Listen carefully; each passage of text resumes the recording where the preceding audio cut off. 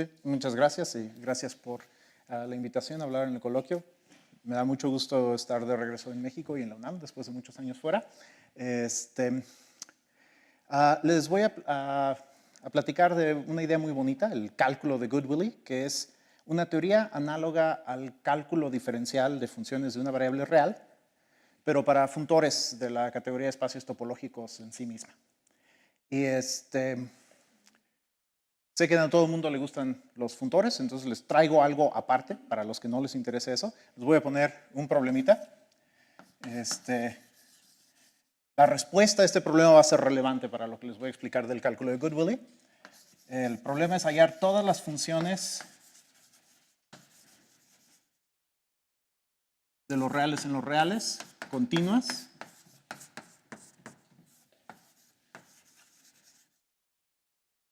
tales que satisfacen la siguiente identidad.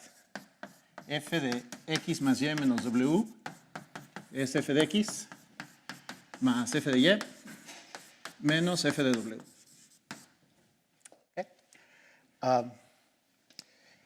Esto es más o menos conocido. Si quieren les pongo otro que es un poco menos conocido. Ese es igual, hallar todas las funciones continuas tales que en lugar de esta identidad, en lugar de esa satisfacen esta otra. F de x más y más z menos 2w es f de x más y menos w más f de x más z menos w más f de, ¿cuál me falta? Y más z menos w menos f de x menos f de y menos f de z más f de w. Y como se imaginarán, este problema realmente tiene una cantidad numerable de incisos. Hay uno para cada n. El enésimo es algo similar con n más 2 variables y una identidad para la función que tiene 2 a la n más 1 términos. También esto explica por qué no escribí el tercero. ¿No? Ok. Bueno. Entonces, la respuesta a eso va a ser relevante dentro de un ratito.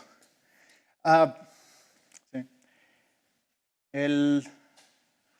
Cuando estaba estudiando el doctorado, en una misma semana me tocó oír una plática de Robion Kirby sobre el cálculo de Kirby y una plática de Tom Goodwillie sobre el cálculo de Goodwillie.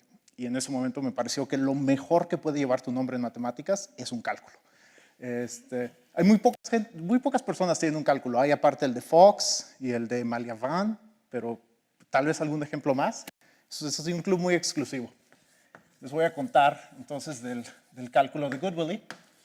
Y voy a empezar con una tabla de analogías entre el cálculo diferencial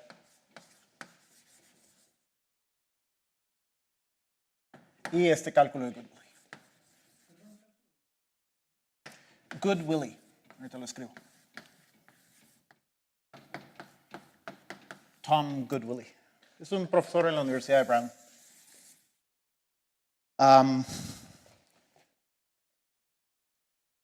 Ok, entonces en el cálculo diferencial yo voy a estar hablando de funciones de una variable real. Entonces, déjenme decirles el análogo de los reales.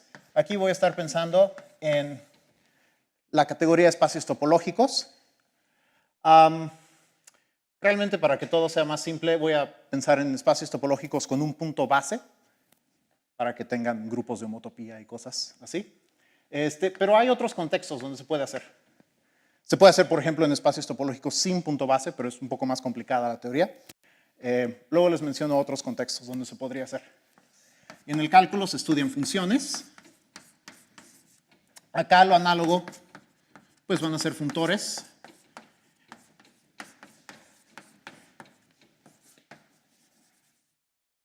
Y un funtor simplemente a cada espacio topológico le asocia otro, y a cada función continua entre dos espacios topológicos le asocia una función continua entre las imágenes. Me voy a concentrar en el espacio que le asocia a cada espacio. Entonces, cuando escribo una fórmula para un funtor, va a ser qué espacio le asocia a cada espacio, ¿no? Por ejemplo, podríamos tener el funtor que a cada espacio le asocia, no sé, hay algún otro espacio fijo A, tomas el producto cartesiano de A con el producto de X consigo mismo. Formulitas simples así definen funtores. Voy a estar pensando en ese tipo de cosas. Y no todos los funtores se pueden estudiar cómodamente con los métodos de teoría homotopía. Por lo menos debe pedir uno que preserve equivalencia homotópica. Esa es la primera de muchas pequeñas mentiras. Debí haber dicho que preserve equivalencia homotópica débil. Si no saben la diferencia, no se preocupen. Y bueno, en el cálculo diferencial, después uno define la derivada de una función con este límite. Y de este lado de la analogía, no está claro qué poner. La analogía no va por ahí. Esto no es como vamos a generalizar la idea de derivadas. ¿Okay? Entonces, para generalizar la idea de derivadas, vamos a recurrir al álgebra. En el plan usual del cálculo, pues puede uno empezar con funciones, definir derivadas.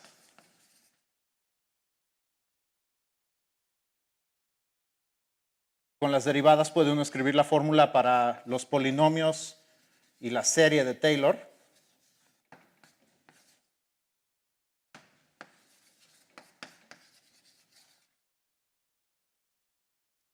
Pero no es el único orden en que puede uno hacer las cosas. Podría de las funciones pasar a los polinomios. Esto es la idea de aproximación. Y ya que tiene uno definido los polinomios de Taylor, extraer los coeficientes de las derivadas, ¿no? Este es el camino que va a tomar el cálculo de Goodwillie. Entonces, lo que sí va a tener un análogo es la noción de polinomio de grado menor o igual que n.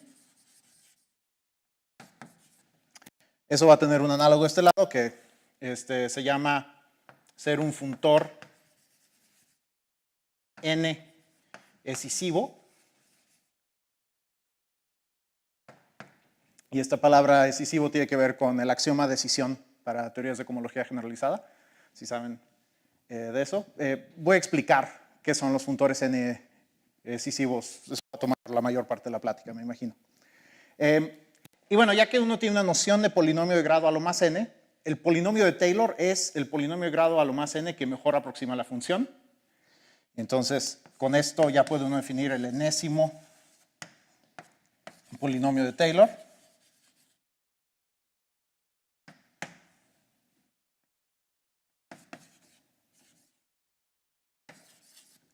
De la función. El análogo de este lado es lo que se va a llamar Pn de f, y esto es la aproximación n escisiva a f. Y pues no les he explicado todavía la definición de funtor n escisivo, pero este va a ser un funtor n escisivo que va a aproximar a f, y es la mejor aproximación en cierto sentido, ¿no? Y después, de este lado podemos definir la serie de Taylor. Ya que tenemos definidos todos los polinomios de Taylor, la serie de Taylor se puede definir simplemente como el límite. Bueno, entonces voy a explicar más acerca de qué es un funtor n decisivo. Y después hay otras entradas en la tabla de analogías que son bastante interesantes también. Los coeficientes, este último paso, dado ya el polinomio de Taylor, extraer los coeficientes. Ese es un renglón interesante en la tabla. No está a priori claro qué clase de objeto va a ser el coeficiente. Ok. Bueno, entonces, déjenme hablar de los funtores n decisivos, y para simplificar las cosas voy a hablar de funtores 1 decisivos primero.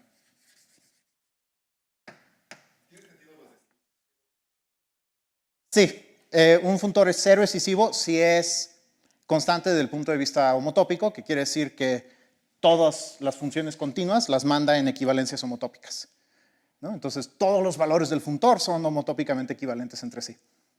Eso es que sea constante. Sí, tal vez debería haber empezado por eso. Los cero decisivos son los que son constantes. Bueno, ahora ver los funtores uno decisivos. Y aquí es donde es relevante la respuesta a este problema. ¿Alguien sabe cuáles son las funciones que cumplen esto? Las lineales, ¿no? Si f cumple eso, es un polinomio de grado a lo más 1. Y si f cumple la segunda, es un polinomio de grado a lo más 2. Ahí. Entonces, nuestra definición de cuando un funtor es como si fuera un polinomio de grado a lo más 1 va a estar basado en esa identidad. ¿Sí? Por cierto, este es un problema donde saber la respuesta no lo arruina por completo. Todavía pueden intentar probar eso. Bueno, entonces, para explicar cómo vamos a definir un funtor n excesivo, necesitamos el análogo de la operación que aparece de ambos lados de la fórmula. Necesitamos un análogo para esta expresión, ¿no? Ahora, cuando ustedes tienen números, los pueden sumar y restar sin saber más acerca de ellos, pero con la operación que va a ser análoga en espacios requiere un poquito de información adicional antes de operar con los espacios. Entonces vamos a empezar con 3 espacios W, X y Y, y 2 funciones continuas entre ellos. Entonces, quiero que piensen en particular en el caso donde W es la intersección de X y Y. ¿No? Piensen, por ejemplo, que X y Y son espacios discretos, son más conjuntos de puntos, y esta es la intersección. Entonces, si estos números denotan las cardinalidades de esos conjuntos, esta es la fórmula para la cardinalidad de la unión, ¿no?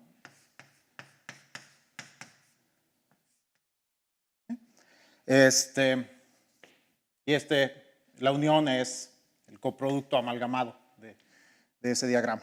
Eso es lo que vamos a hacer en general. Vamos a tomar aquí, como primera aproximación, ahorita lo voy a cambiar, vamos a tomar algo así como la unión de X y Y, pero donde identificamos la copia de W en ambos.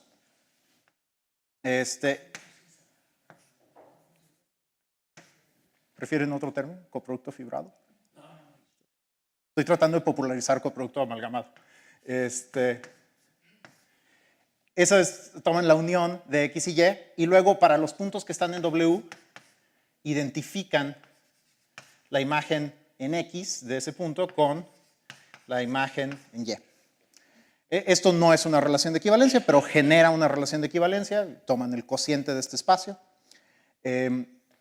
Ahora, por lo mismo que les dije que aquí no podemos usar funtores arbitrarios, sino que necesitamos los que se puedan estudiar con herramientas de teoría de homotopía, esta construcción no es exactamente la que vamos a usar, sino una variante que es homotópicamente invariante. Esta no tiene esa propiedad. Si yo reemplazo W, X y Y por espacios homotópicamente equivalentes, el resultado de esto no se vuelve homotópicamente equivalente al anterior. Pero hay una variante simple que sí. Le voy a poner una H de homotópico. Y es una adaptación de la construcción del cilindro de una aplicación. ¿Ya han visto? Tengo W por el intervalo, y uso F y G para pegar las tapas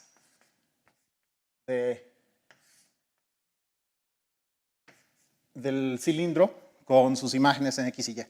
Entonces los puntos de esta tapa los identifico con su imagen en X, los puntos de la otra tapa los identifico con su tapa en Y, ¿no? Entonces, esto va a ser el sustituto de la expresión X más Y menos W. Estoy pegando los espacios X y Y, pero estoy identificando la copia de W que hay en cada uno para no contar doble. Y entonces esto es algo así como la unión. Piensen en el ejemplo de la cardinalidad cuando son conjuntos finitos. Ok. Y esto realmente es una especie de unión de X y Y, donde obligas a W a hacer la intersección. Y en topología algebraica hay muchas herramientas para estudiar esos espacios si uno entiende bien los espacios X y Y W. Y déjenme nada más mencionar la asociación de Mayer-Vietoris, que si uno tiene conocimiento de la homología de estos tres espacios, la asociación de Mayer-Vietoris les da información acerca de la homología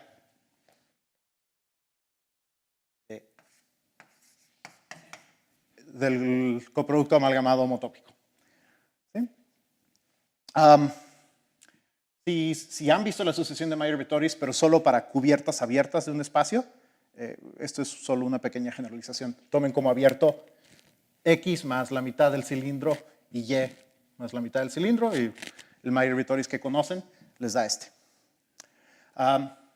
Bueno, entonces, Mayer-Vietoris, véanlo como el análogo de esta fórmula para la cardinalidad de la unión de dos conjuntos. Ok, entonces eso es lo que va a reemplazar esto en el lado izquierdo del problema. Pero hay otra manera dual de interpretar la relación Z igual a X más Y menos W.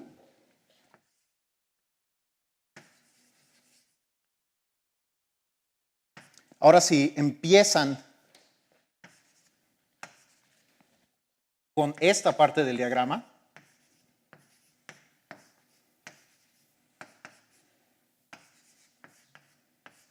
hay una construcción que pueden hacer. Pueden tomar el producto fibrado. El producto fibrado son simplemente las parejas que tienen la misma imagen en Z. Y también tiene su versión homotópica. Entonces, este no es el que vamos a usar. El que vamos a usar es la versión homotópica, donde, ¿cuál es la diferencia entre estas dos cosas? Aquí estoy obligando a que FW sea igual a GW. Acá, en lugar de eso, lo que estoy imponiendo es que haya una trayectoria. Este W cruz el intervalo menos 1, 1, que conecta FW con GW.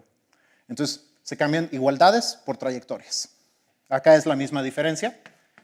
Cambiamos igualdades por trayectorias.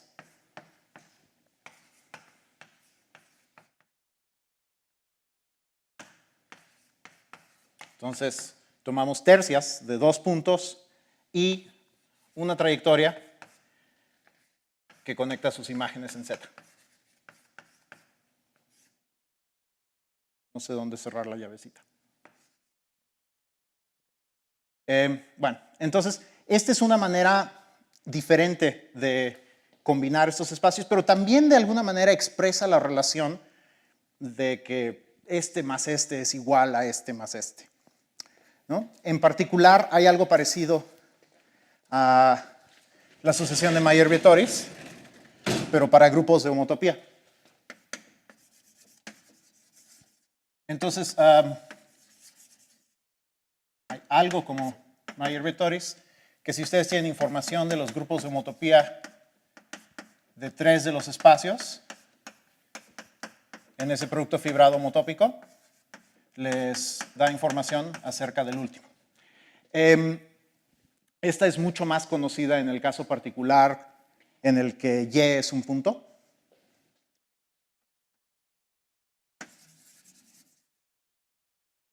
El caso más conocido.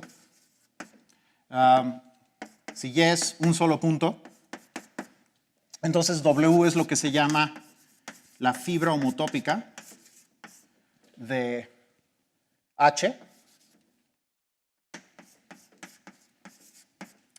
Y esta sucesión de Mayer-Vittoris es la sucesión exacta larga de grupos de homotopía.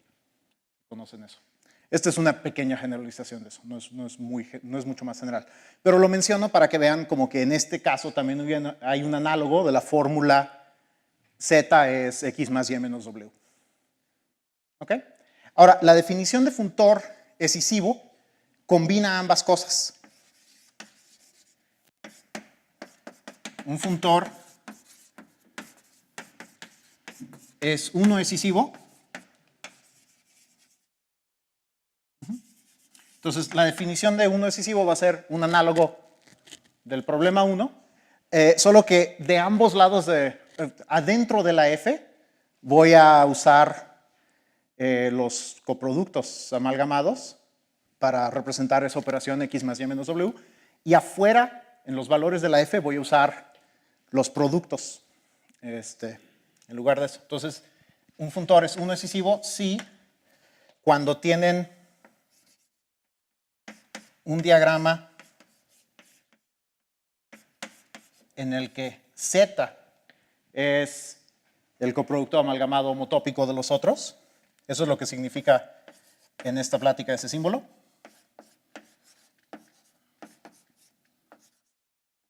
Entonces, cuando le aplican F,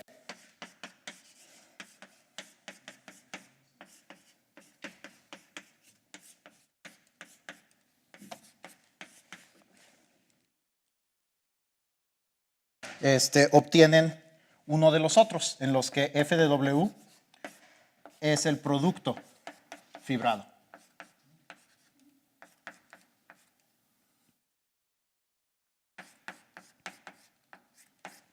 ¿Sí? No, perdón. Acá. Gracias. Entonces eso es lo que significa este símbolo. Entonces esa es la definición de uno decisivo. Es un análogo de esa propiedad de las funciones de grado a lo más 1, pero que mezcla estas dos maneras distintas de decir que un espacio es la suma de otros dos menos el tercero. Bueno, ¿y por qué combina estas dos? Eso es, creo que realmente la justificación es que la teoría sale más bonita así.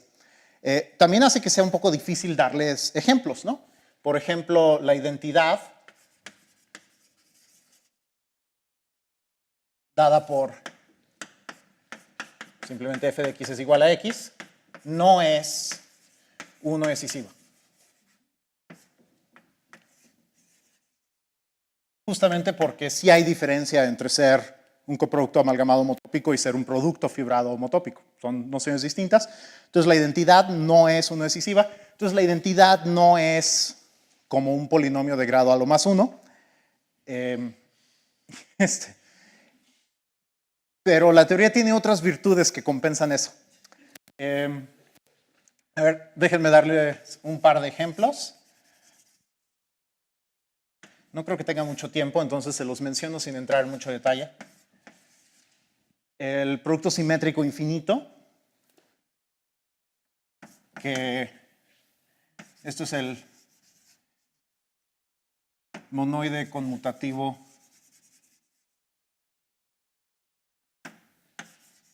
libre topológico generado por X, en el que el punto base es la identidad.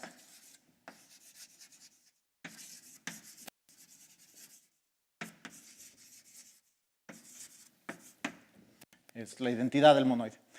Estos son todos los subconjuntos finitos de X no ordenados, subconjuntos finitos de X, todos juntos, donde identifican a cualquier eneada, le pueden agregar el punto base donde quieran y representa el mismo elemento de esto. Este tiene la propiedad de que convierte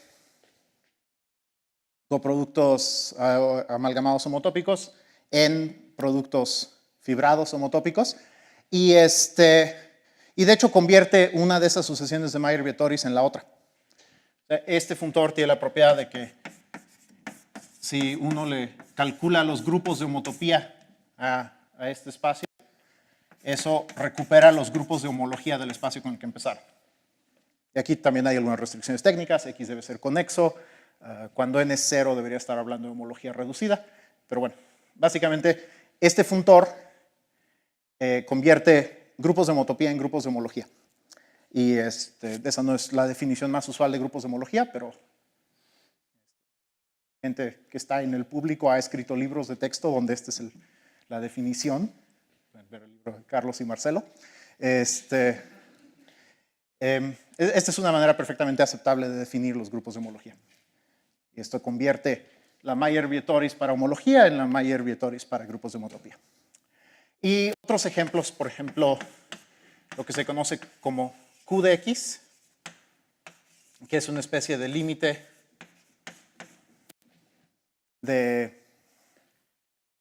tomen el espacio X, tomen la enésima suspensión, tomen el enésimo espacio de lazos.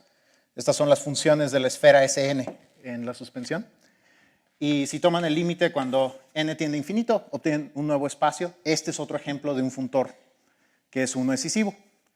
Y así también, cuando tienen un funtor uno decisivo, siempre pueden sacarles los grupos de homotopía a los valores del funtor y preguntarse ¿qué es eso del espacio original? En este caso es lo que se llaman los grupos de homotopía estables de X. Y también es una teoría de homología, también tiene su sucesión de Mayer-Vietoris. Y de hecho, yo creo que esto justifica el interés en la topología algebraica en esta definición de uno decisivo que tiene esta asimetría. Así los funtores uno decisivo corresponden a teorías de homología generalizadas. Bueno, entonces, eso es lo que significa que un funtor sea como un polinomio de grado a lo más 1. Ok. Ahora, realmente debería ahora decirle qué significa que sea un polinomio de grado a lo más n cuando es mayor que 1. No quiero entrar en mucho detalle, pero la definición es similar. Los funtores n decisivos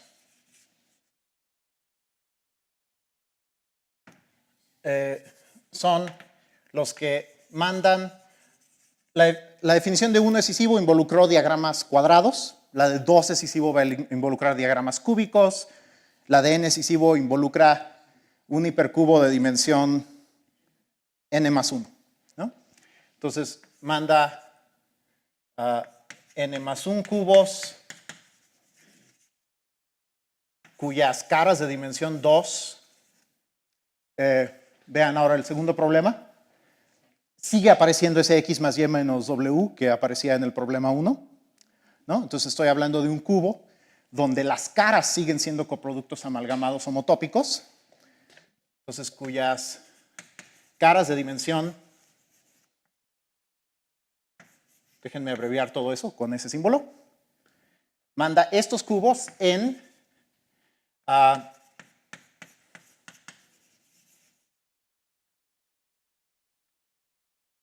y la conclusión es asimétrica. Ahora, no lo manda en cubos donde todas las dos caras son productos fibrados homotópicos, sino simplemente en hipercubos donde la esquina inicial es el límite del resto del diagrama. Y no. Solo quiero decirles que para n mayor o igual que 1 hay una asimetría adicional, además de esa asimetría, que son diagramas de límite homotópico.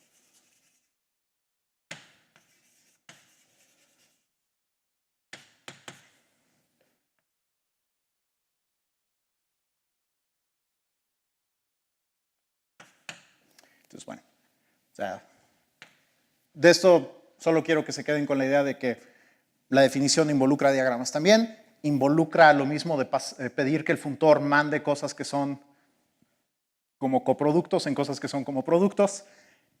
Es ligeramente más complicado que eso. Bueno. Y ahora,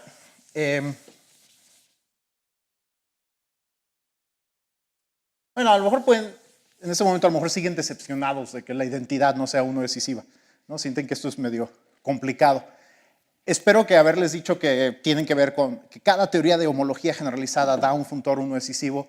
nos convence de que al menos en topología algebraica son un objeto de estudio interesante. Pero hay otro contexto donde la vida se simplifica y la identidad sí es uno decisiva. Entonces, para eso les voy a hablar brevemente de espectros. Y primero les voy a dar una definición. No porque conocer la definición y inmediatamente les diga para qué son, sino solo para que vean que no es una estructura complicada. Un espectro consta de espacios topológicos. Todos tienen punto base. En toda esta plática todos los espacios tienen punto base. Una sucesión infinita de espacios y funciones que van de la suspensión de uno al siguiente.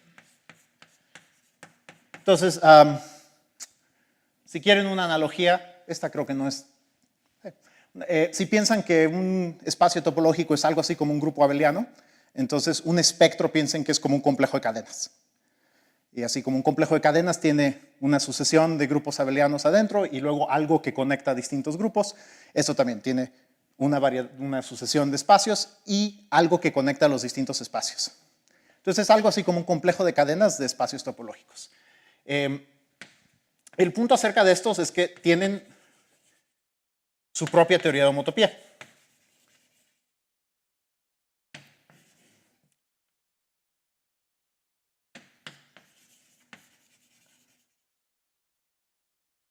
Hay definiciones de equivalencia homotópica entre espectros, de producto fibrado homotópico, de coproducto amalgamado homotópico. Todas estas nociones tienen análogos para espectros. Y es otra teoría de homotopía que se llama teoría de homotopía estable. Entonces, si han oído de la teoría de homotopía estable, esto es lo que estudia los espectros.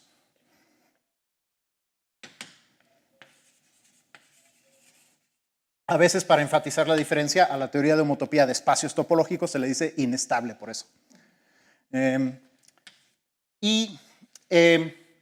Una manifestación de esa estabilidad es justamente que ambos tipos de cuadros, de diagramas cuadrados, son los mismos. O sea, si ustedes tienen espectros con morfismos de espectros entre ellos, sucede que este es el coproducto amalgamado homotópico. Sí y solo sí. El primero es el producto de los otros. Esto es lo que se llama estabilidad. Entonces, este es otro contexto donde pueden hacer cálculo de Goodwillie con las mismas definiciones, pero aquí sí la identidad es un polinomio grado 1. Que es lo que uno esperaría. ¿Sí? Y muchos aspectos de la teoría se simplifican cuando uno trabaja con espectros en lugar de espacios topológicos.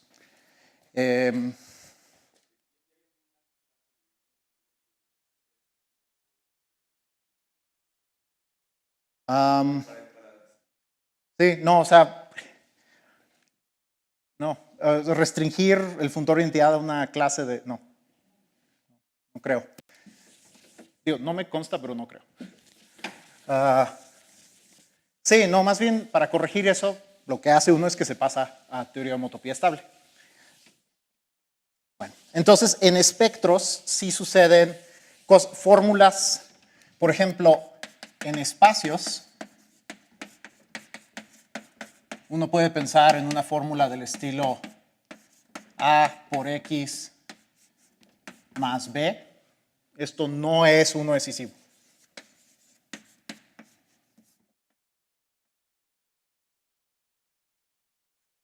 ¿No? Las fórmulas que se ven como polinomios de grado a lo más 1 no funcionan en espacios, pero la misma clase de fórmula en espectros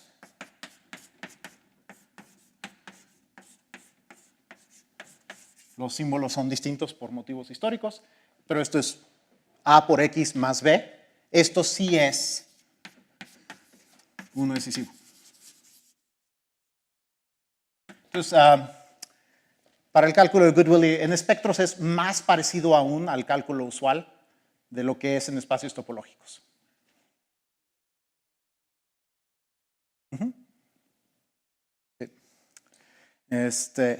Sí, son. ¿Qué es lo que esperaría uno de si algo es un polinomio de grado a lo más 1, también es de grado a lo más n para n mayor o igual que 1. Muchas de esas propiedades sí funcionan igual. Déjenme dejar eso ahí arriba.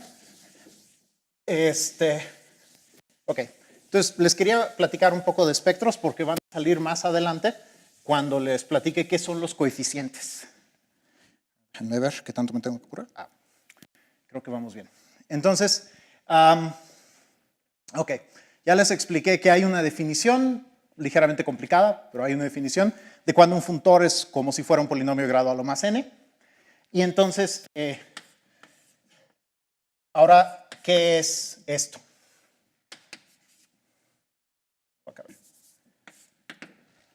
Para definir esto,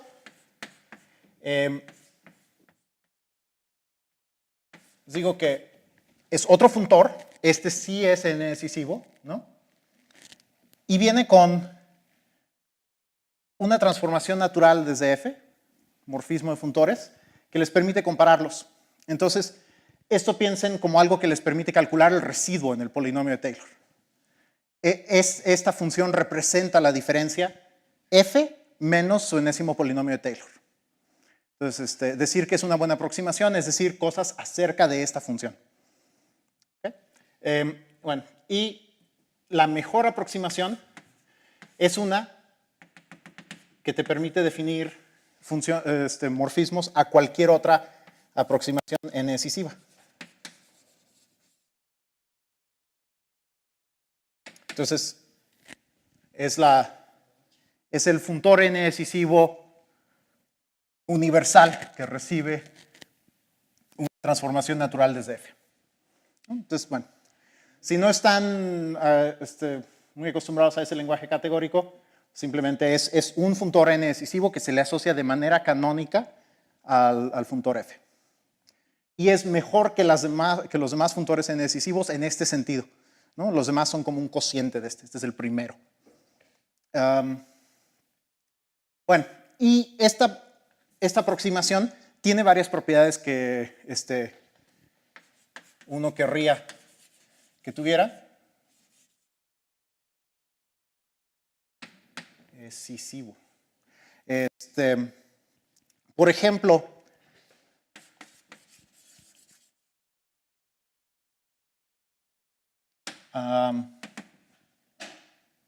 puse plural, pero a lo mejor solo menciono una.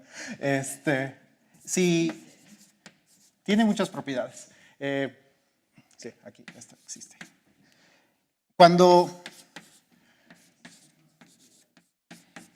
Si tomo la aproximación, el polinomio de Taylor de grado n de una función, y luego al polinomio le tomo el polinomio de Taylor de un grado menor, pues simplemente es tomar los primeros términos de este polinomio, y es lo mismo que si directamente hubiera tomado el enésimo polinomio de Taylor de la función.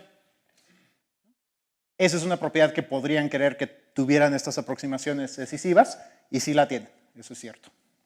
Y entonces en particular quiere decir que todas se pueden comparar entre sí, tienen este tipo de flechas. Esta,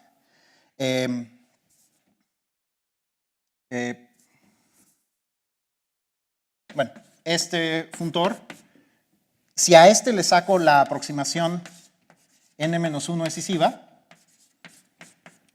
por la definición tiene que venir con una función que me permita compararlos, ¿no? Pero después este es justamente equivalente a la aproximación n-1 del mismo f.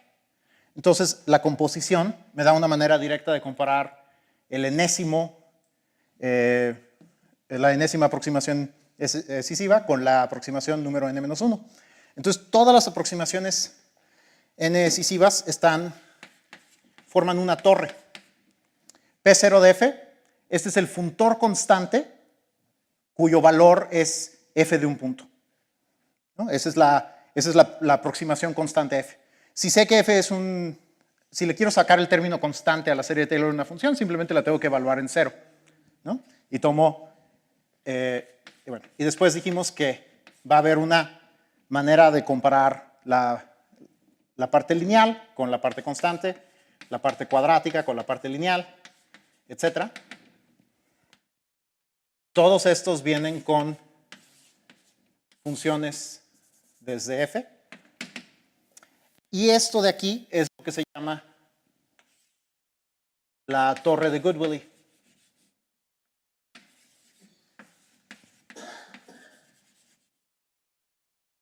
De f.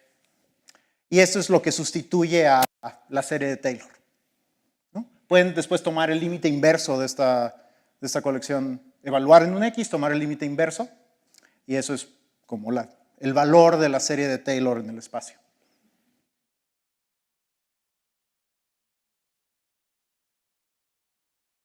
Sí,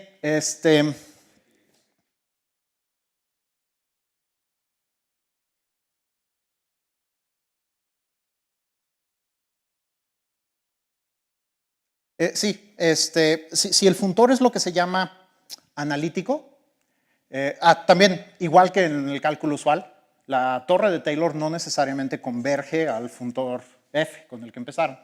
Hay una condición que se llama ser analítico que garantiza que sí, y esa tiene que ver con la conectividad del...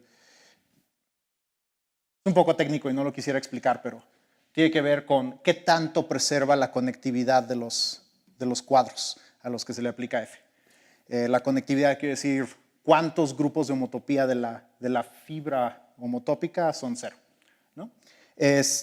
Y otra manera de decir cuál es para ese caso en el que el funtor satisfaga una cota.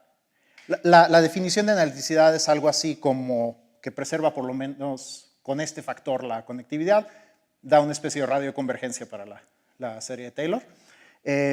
En términos de eso pueden expresar que sea la mejor aproximación en decisiva, diciendo que la fibra homotópica de este morfismo es altamente conexa. Que su orden es algo análogo a decir para funciones que el orden de contacto es al menos n+1. Sí hay algo análogo a todo eso.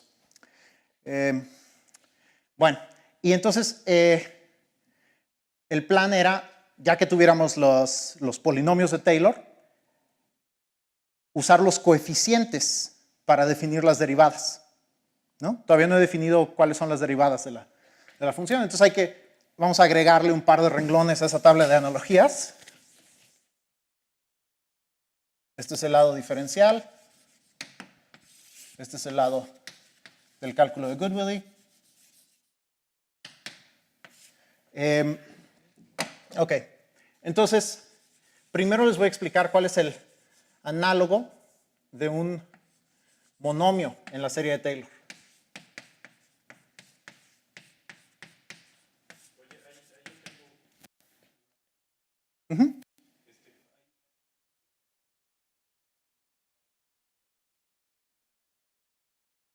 ¿Cómo? Ajá. Sí, son los análogos de polinomios de grado a lo más 1.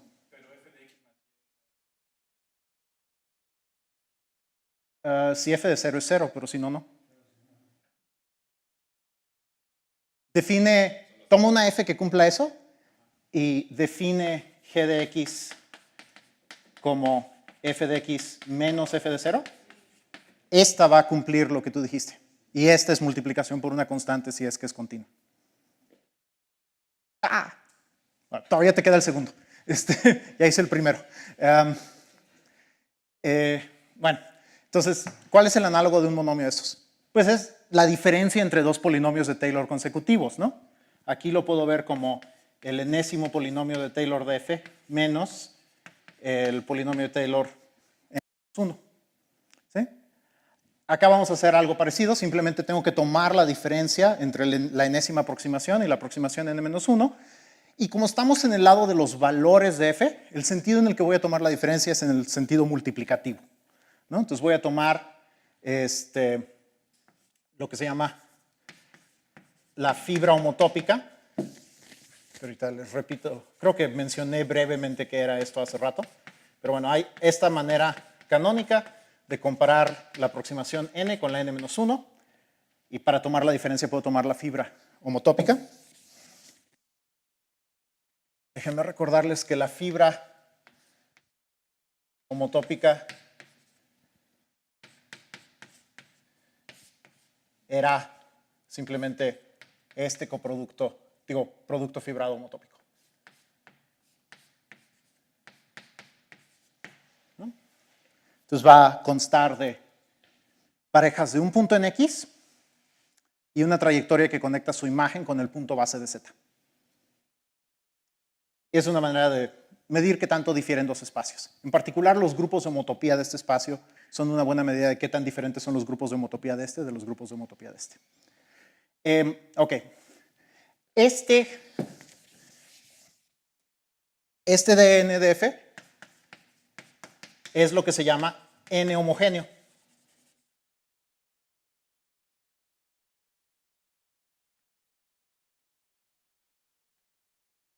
N homogéneo es, como esperarían, una axiomatización de qué significa ser un solo monomio. Entonces, primero, ¿es N decisivo el mismo? Pero si le calculan a él su aproximación de grado N-1, le sale 0. ¿No? Esto es un polinomio de grado a lo más N, cuyo polinomio de Taylor de grado N-1 es 0. ¿No? Entonces consta de un solo monomio. ¿Sí? Entonces, ser 0 quiere decir que todos los valores son contraíbles. Entonces, eso es N homogéneo. Y Goodwillie clasificó los teoremas. Todo esto que dije se debe a Goodwillie, por eso no he estado dando referencias o cosas. Todo esto es del trabajo de Goodwillie. Y si quieren leer una muy buena introducción, el tercer artículo que escribió al tema, ese es el que hay que leer primero. Se llama Cálculo 3, series de Taylor. Si un funtor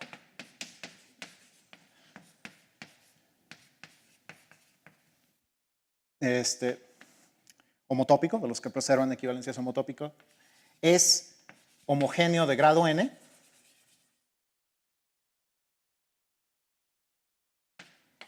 entonces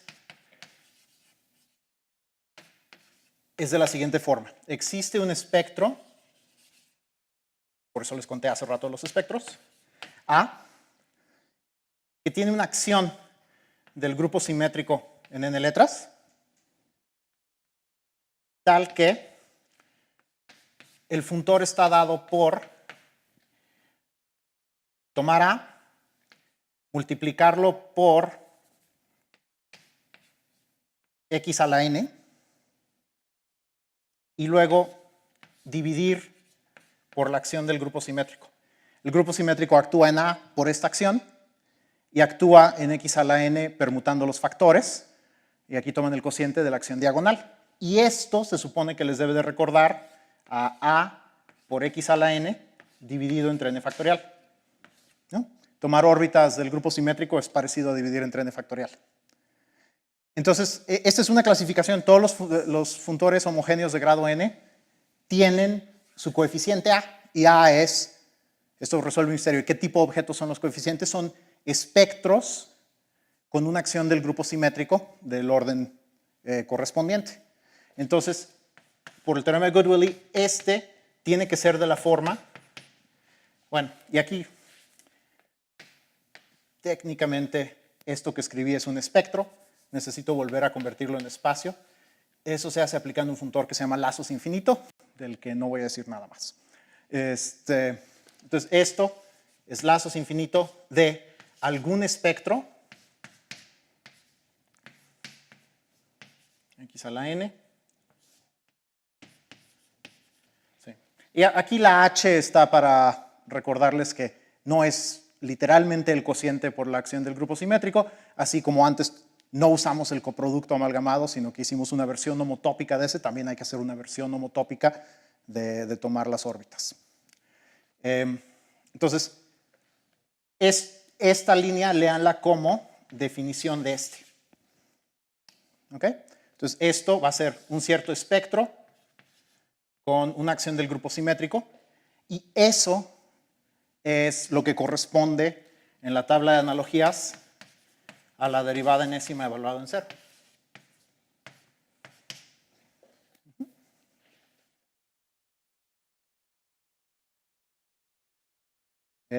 Y bueno, pues, para terminar, más déjenme decir que esto es solo el principio de la teoría del cálculo de Goodwillie. Hay cálculo de varias variables. Y bueno, hay muchas aplicaciones dentro de la topología algebraica de las ideas del cálculo de Goodwillie, tanto para cosas que son cálculos concretos, como para teoremas estructurales acerca de cosas como la teoría de Waldhausen y homología topológica cíclica. De hecho, para eso se inventó, me parece. Pero también se puede usar para calcular grupos de homotopía estables de las esferas. Tiene muchas aplicaciones. Y les dije que la identidad no es grado 1 en esta teoría. Por eso deja la pregunta, bueno, ¿cuáles son las derivadas de la identidad? Tiene una estructura combinatoria muy rica relacionada con con retículas de particiones de conjuntos en elementos, y eso es también una historia muy bonita, pero no tengo tiempo para hablar de eso. Bueno, pues, muchas gracias.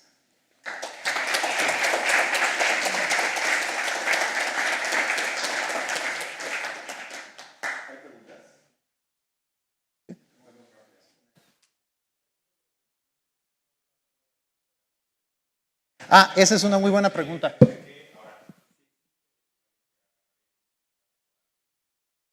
Sí, esa es muy buena pregunta porque la respuesta es no. Sí, no es tan fácil. Estas cosas son como haces fibrados.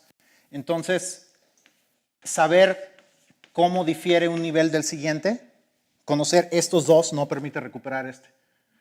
Como un haz vectorial puede estar torcido. Entonces, simplemente saber la base y la fibra no te dicen exactamente cuál es ese, ¿no? Entonces, calcular las derivadas es menos información. Si funtores distintos pueden tener las mismas derivadas. Es más, te puedo dar un ejemplo simple.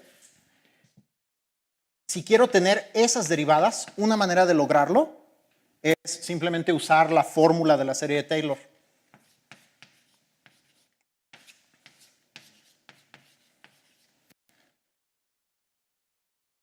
Los sumo todos.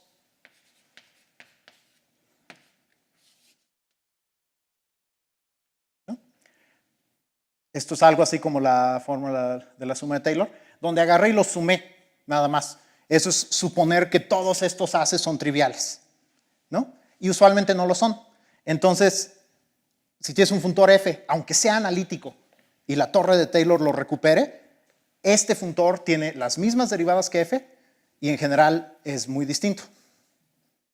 ¿Sí? Entonces, f no va a ser equivalente a eso, a menos de que todas estas fibraciones realmente hayan resultado triviales.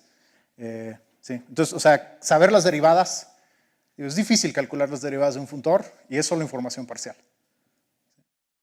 Conocer las aproximaciones polinomiales, eso es bastante información, ¿no? O sea, muchos funtores que surgen en la práctica sí son analíticos, y entonces, por lo menos en ciertos espacios, los que están dentro del radio de convergencia, puedo recuperar el valor del funtor a partir de las aproximaciones. Pero si solo sé las diferencias entre aproximaciones sucesivas, no.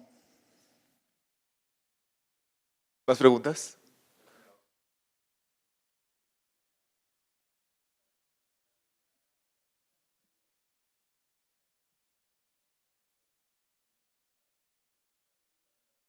Uh-huh.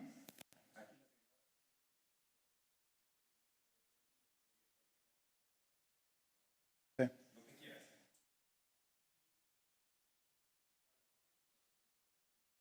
Uh-huh. Pero, ¿para qué sirve? Sí. Sí.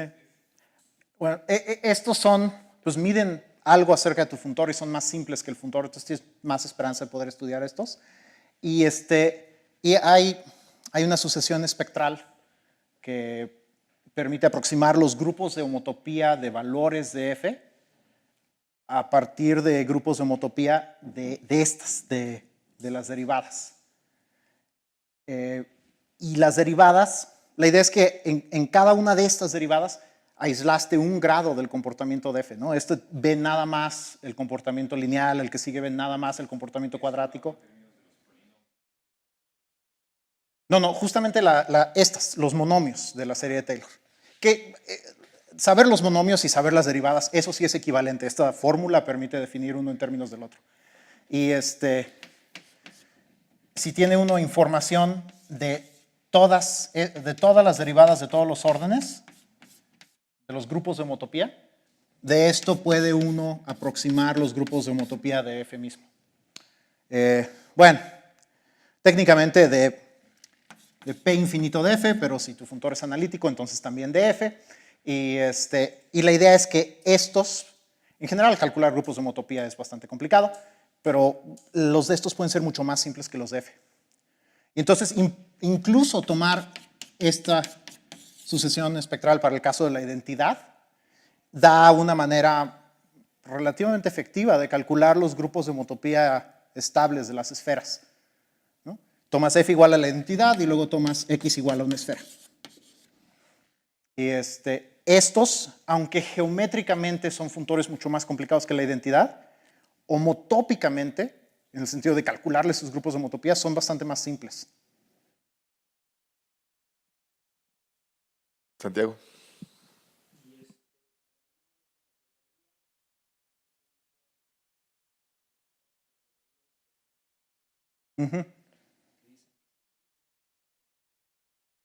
Sí, sí. O sea, la idea del cálculo de Goodwillie es muy general y se puede intentar en prácticamente cualquier categoría que tenga algo parecido a una noción de homotopía. Sí se ha estudiado el cálculo de Goodwillie en complejos de cadenas, por ejemplo. Sí, en categorías derivadas de anillos conmutativos, sí se ha estudiado y es parecido a una idea más vieja, los funtores polinomiales de Eilenberg y... Quiero decir MacLean, pero tal vez es Steenrod, perdón. Los funtores polinomiales de Eilenberg. Sí, yo no estoy tan al tanto del lado algebraico del cálculo de Goodwillie, pero se puede aplicar en contextos algebraicos y ahí tiene relación con cosas ya estudiadas desde antes en álgebra homológica. Marcelo.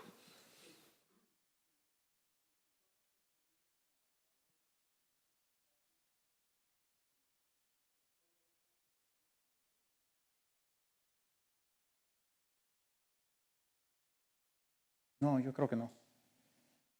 No. O sea, por ejemplo, cuando f es lazos, ese es un ejemplo, ¿no? Más o menos igual de...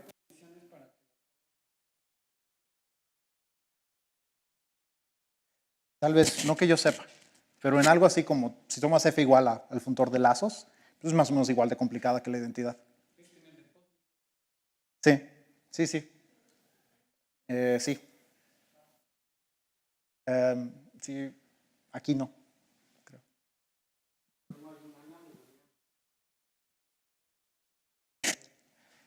No que yo sepa, es posible, pero no que yo sepa.